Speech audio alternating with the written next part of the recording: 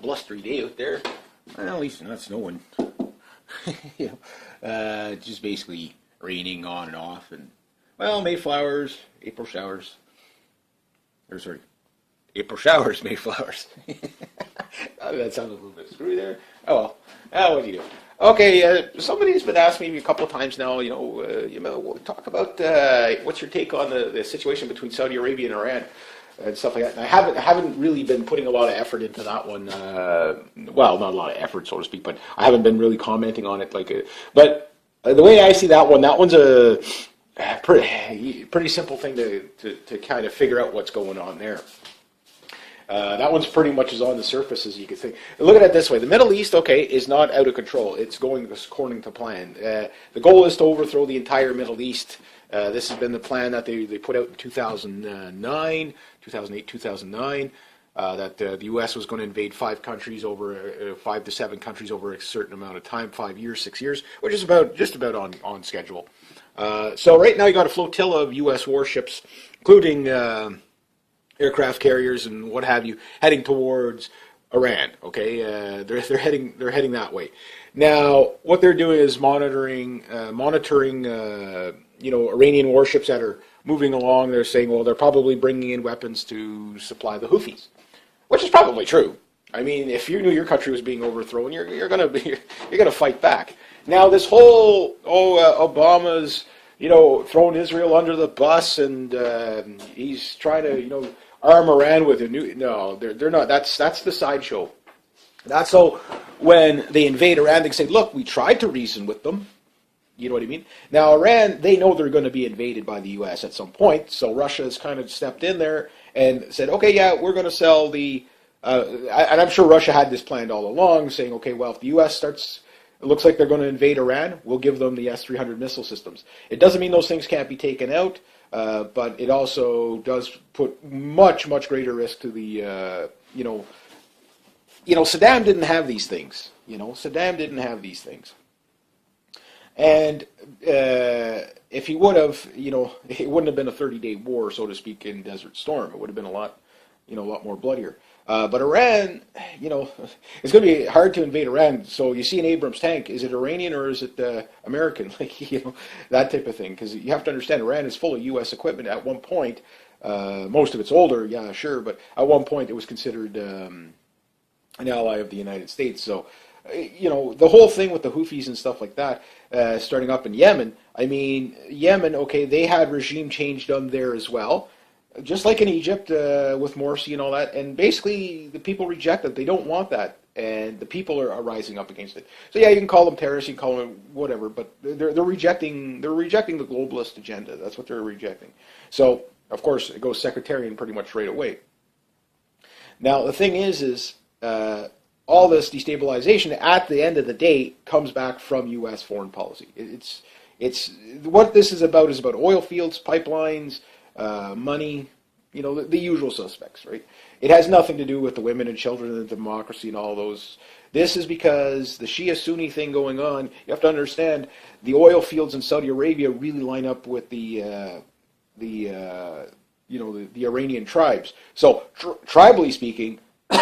The Saudi oil, the best Saudi oil, is in, pro-Iranian, the Iranian side of the tribes, So that gives them, makes them very nervous.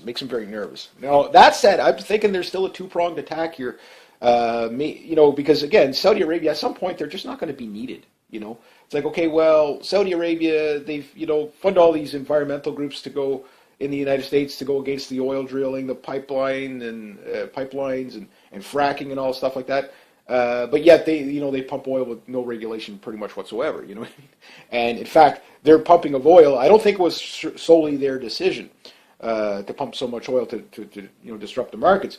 But that did, yes, to me it's more of that they did it to destabilize Russia and Iran's oil prices, because it'll hurt them. The thing is, it hurts everyone. I mean, it's been devastating up here in Canada because of that. But again, here in Canada, with the amount of oil we have, why are we even in OPEC in the first place?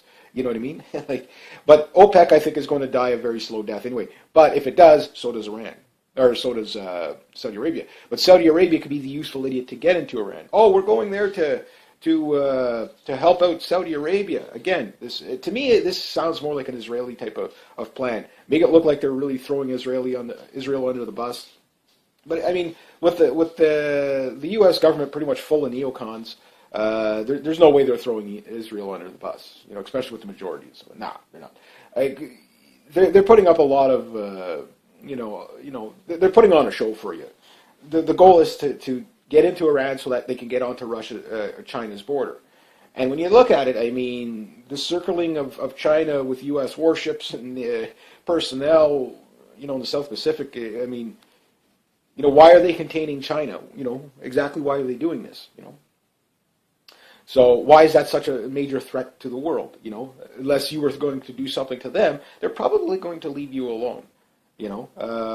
So this idea that we're there or they're there to, I say we because Canada, as soon as the United States gets into a turf war with China and Russia, we're on the hook for that too, whether we agree with it or not. So will Mexico, So it's just what side of the line are you going to be on, Anything that borders the states is going to have, you're in the target path, So the thing is that no, I think what you're seeing with the Obama nuclear peace deal, the P+5 or 5+1, whatever you call it, those talks, that's just smoke and mirrors. That's just smoke and mirrors. Why? Because they're going to have the country destroyed before they can ever build a nuclear program. Anyway, the idea is to keep them dancing in front of the, in this meeting, while on the other hand, it's like, okay, well, they're supporting Saudi Arabia, but I think they're going to let Saudi Arabia burn. I mean, they're of no use now. If they take oil out of U.S. dollars, which they may do, because their number one purchaser of oil from Saudi Arabia now is not the United States anymore. It's they still are probably a big customer, but it's China. So if they wanted to hurt China, you take out Saudi Arabia. You know what I'm saying? That's the game that's being played. And Iran, well, it can pump oil, but it doesn't have any refineries. And Iran, they tried to make deals with Saudi Arabia, say, hey, look, if you guys refine it, we'll do a joint enterprise or whatever, and work together. Iran hasn't attacked anybody in 200 years now. People say, yeah, but they support terrorism. And Saudi Arabia doesn't. Again, Saudi Arabia, when King Abdullah died there, they're giving him all this praise. I'm like, the man is a complete, utter tyrant. I mean, I don't know how they can say Gaddafi and Saddam were tyrants and Assad's a tyrant and then give the royal family a pass. I mean, it's just, but, they were going along, playing along. Saudi Arabia, they got no friends. Russia, I don't think, is going to be too friendly to Saudi Arabia if the U.S. doesn't back them. But they don't need to do anything. Why? Because, again, all they have to do is supply weapons to Iran. And I think the weapons they would supply to Iran would really hurt the U.S. The U.S. still has a technical edge on them, but I'm also sure that China would probably not step in, but I don't think you're going to get past the Iranian border to get into China very easily. I think the Chinese would probably step in at that point because their border's next. Iran to China is like the Ukraine to Russia. It's the same kind of play. It's a scenario there. Now, as far as the people uprising, again, it's the same thing over and over again. Get this group to fight that group so they're not fighting us. Divide and conquer. But the thing is that if they could destabilize Iran, I mean, look at Syria. It started with a Facebook post. Then the Free Syrian Army came along, and the U.S. got involved and started arming them. Then Al-Qaeda started joining the Free Syrian Army. And we couldn't have that, so they called them Al-Nusra Front. And then they started eating the hearts out of dead soldiers on camera. So we couldn't have that. Then they turned into ISIS, and now it's like, we still want to arm the moderate rebels. There are no moderate rebels. It's... Again, the Middle East is insolvent. We shouldn't even be there in the first place. Let it take care of itself. But if you wanted to rip the resources after a massive genocidal war throughout the Middle East and say, okay, well, by the time there's nobody left and they've all killed each other off, we just go in, we'll take all these new resources and minerals and metals and stuff that they're finding. They're finding all kinds of stuff in the desert. So basically, they're stealing the resources from these people is what they're doing. These people are too busy fighting each other to realize why, But at the end of the day, Saudi Arabia is not really needed anymore.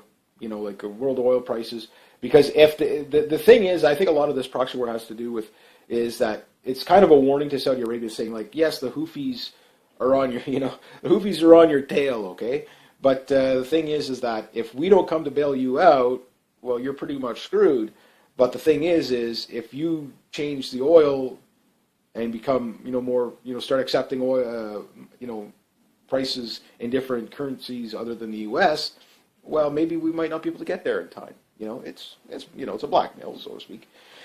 But also too, it's like, well, Saudi Arabia's too, after 9/11 and stuff like that, they're too much of a liability. We don't need them anymore. Let the Iranians take them out. The Iranians are going to mop the floor with Saudi Arabia, military wise. The Iranians got a pretty good military there. It's not a high tech military, but they do have lots of rockets. They can do a lot of damage in that area.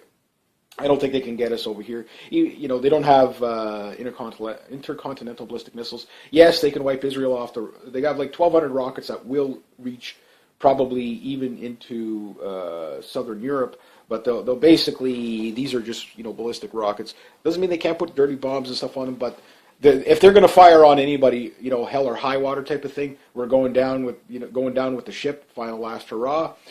Blast, let the cannons fly. Well, those cannons are going to just take out Israel. They've said that. They said if anybody attacks us, the U.S. attacks us, we're basically going to launch everything we have at Israel. Iron Dome will probably get a lot of things, but there will be no Israel after Iran's done. So which I don't know if that's a bad thing, really. Not for the Israeli people, but their government. Again, it's these governments that are evil. So to me, I don't think Israel's being thrown under the bus by Obama at all. In fact, this sounds more like this sounds like something that Israel would want. Why? Because now you have a whole bunch of things happening. Number one, yes, Saudi Arabia and Israel do normally work hand in hand, although above board they're oil and water. But no, I mean, look at all the countries that get attacked by ISIS. All of them except for Israel and Saudi Arabia. Really? Iran, they can't really attack Iran because they can't get past the border. Iran's too well protected. But the thing is that, just ask yourself this. Think of every Islamic jihadist out there. What's their number one hatred? It's Israel. Israel. They hate it even more than the United States. Israel is the number one hatred of jihadists, period. There's no debating that. That's pretty much carved in stone. And yet, none of them, of the thousands and thousands of ISIS guys, not a single one of them attacks Israel. Don't you find that a little bit odd? Is it because Israel's so well defended? No, these are jihadists. They're crazy. They don't care about if it's defended or not. They're going to make They do try to attack Iran, but they don't get very far. Just look at it for what it is.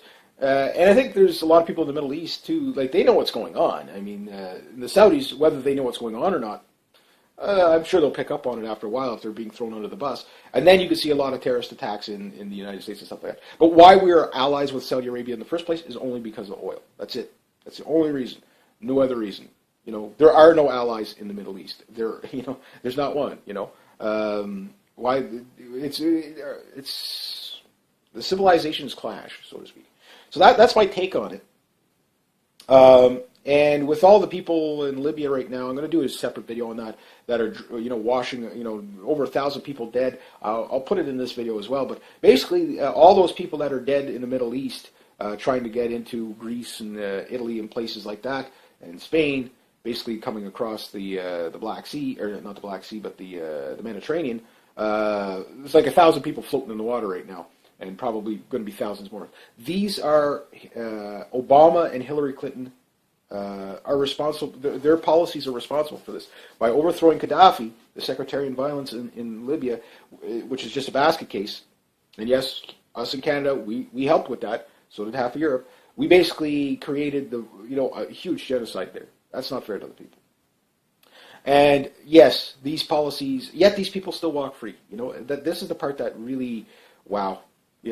If there is a God out there, they better hope there's not, because man, that judgment day for them is going to be brutal. I don't even think Satan are going to want these people. They're just so evil. But that said, it's kind of, that's by overthrowing Gaddafi, and they can't say they didn't see it coming. This is a desired effect. They don't care about any of these people. They don't care about the million 1.5 Syrian refugees that are pretty much starving to death and no one knows what to do with. They don't care about them. They won't care about the the millions of Libyans that are living in fear right now. They don't care about them, right? So the thing is that this is U.S. foreign policy. And Gaddafi said, "Look, you overthrow me, there'll be such rise in sectarian groups. The Middle East will become a basket case." But that was the desired effect. Again, if you can get these guys to kill each other for the next 50 years, there'll be no one left. It's a genocide. That's what it is. That's what the Middle East will always be. Think about it this way.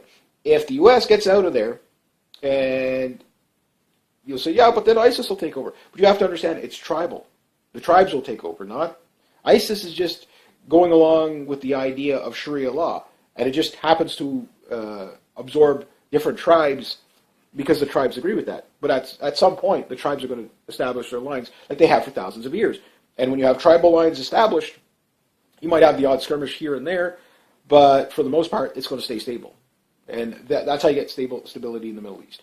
Just ask yourself this, okay? How do, these people who are so poor, they barely afford to eat, yet their AKs never run out of ammo?